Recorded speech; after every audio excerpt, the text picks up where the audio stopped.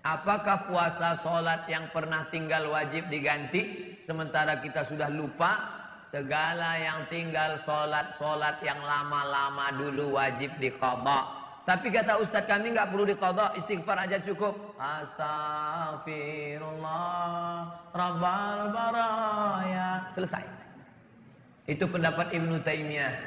Hanafi, Maliki, Syafi'i, Hambali mengatakan wajib diqadha, diganti. Cara gantinya gimana? Selesai satu sholat langsung qadha. Ntar zuhur, ntar Jumat Pak Ustaz. Oke, Jumat.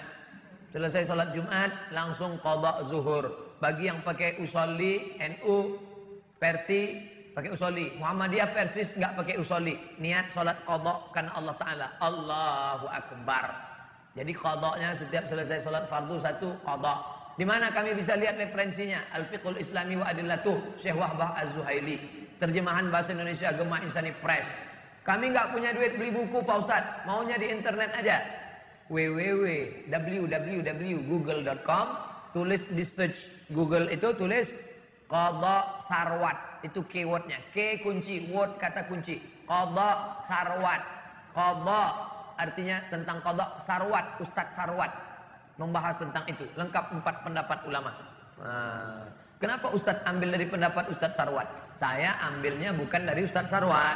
Saya ambil dari Al-Fiqhul Islami wa Adillatuh Syekh Wahbah Zuhaili. Tapi untuk terjemahan Indonesianya belum ada, yang edisi PDF mungkin ada sebagian. Tapi sulit untuk dicari. Tapi kalau untuk ringkasnya Ustadz Sarwat sudah tuliskan itu. Itu saran bagi yang tidak bisa bahasa Arab. Masalah puasa Pak Ustadz. Puasa tidak ada khilafiyah.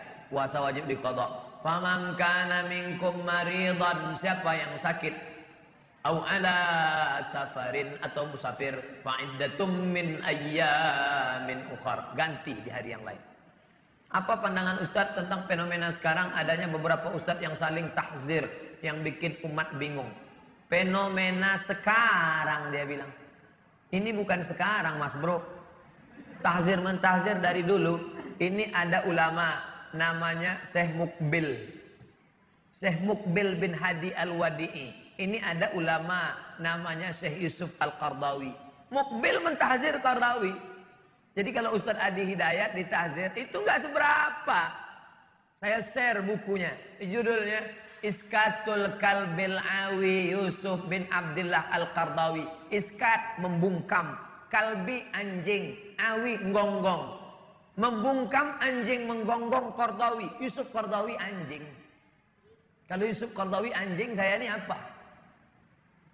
Jadi jangan heran. Nanti kalau ada orang mentahzir saya, mentahzir Ustadz, itu dalam dunia mereka biasa. Dunia siapa? Dunia ahli tahzir. Kerjanya mentahzir aja. Namanya ahlul bait, ahlul bid'ah tahzir. Mentahzir ulama lebih berpahala daripada puasa sunat dan sholat sunat. Buka nama penulisnya Syekh Syayji, ahli hadis dari Riyadh. Protokolat As-Salafiyah Al-Jadidiyah, protokol salafi gaya baru. Mentahzir lebih berpahala. Jangan ikuti Ustadz Arifin Ilham, pelaku bid'ah. Bahkan Ustadz Khalid Basalamah yang ikut zikir pun ditahzir.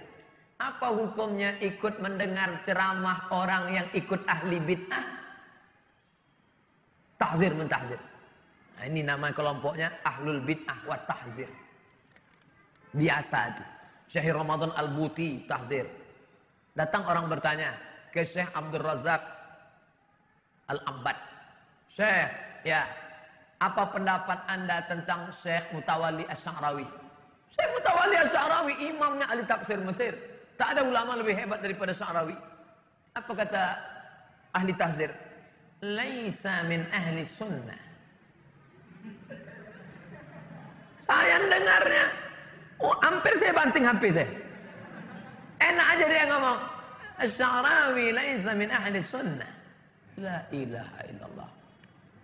Masalah tahzir mentahzir. Kalau guru kencing berdiri, murid kencing maraton. Itu guru-gurunya itu yang mencaci maki Sya'rawi, mencaci maki Al-Buti, mencaci maki Sufiyun, kuburiyun, orang-orang sufi nyembah-nyembah kubur, pelaku bid'ah, wa kullu bid'atin dhalalah, wa kullu dhalalatin finnar. Jangan ikuti ahli tahzir wal bid'ah. Istri saya, maaf, haidnya tidak lancar.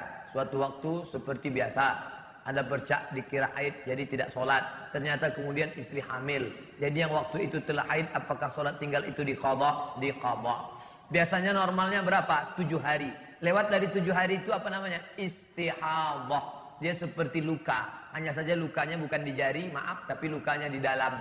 Maka orang yang istihadhah, cara mencari tulisan istihadhah, buka Google, Somat Moroko istihadhah. Bukan berarti somat sedang istihadhah. Maksudnya somat Moroko sedang menulis. Kenapa Ustadz di ujungnya mesti Moroko? Karena kalau ditulis sekedar somat, enter, yang keluar Bang Somat, sinetron. SOMAD MOROCCO spasi istihadhah. Nanti dapat hukum tentang perempuan yang istihadhah. Cara dia sholat gini. Bagi yang mengalami istihadhah. Laki-laki penting juga. Karena laki-laki itu punya istri dan istrinya perempuan. Mas, aku begini-begini, gimana nih? Mau nanya Ustadz, malu. Suami mesti bisa menjelaskan. Engkau sedang mengalami istihadhah, Adinda. Lalu penyelesaiannya, inilah yang jadi masalah. Aku nggak pula ingat.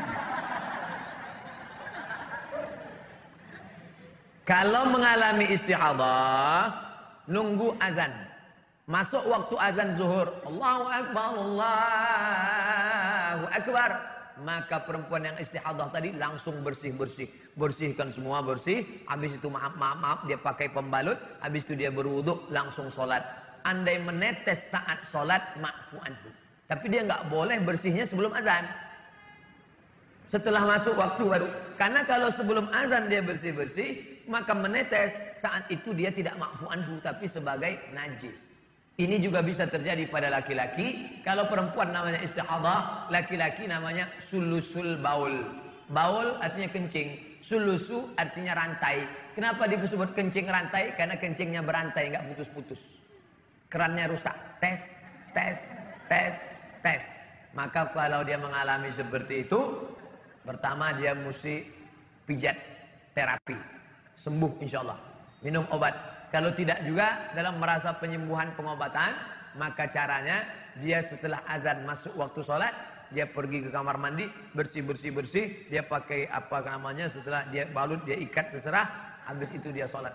Allahu Akbar. Andai menetes pada saat itu, maka itu ma'fu anhu, termaafkan. Bisa terjadi pada laki-laki, bisa terjadi pada perempuan.